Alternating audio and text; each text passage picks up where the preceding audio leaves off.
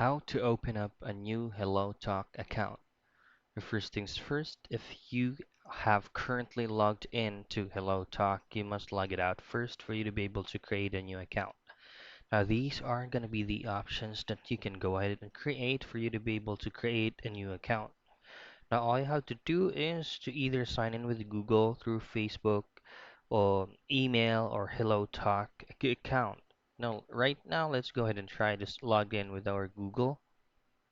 I'll just have to make sure that you are currently using a different email address or a different email domain for you to be able to create another account.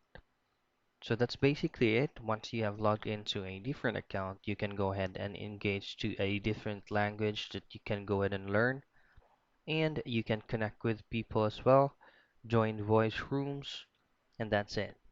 That's how you create a new account in HelloTalk.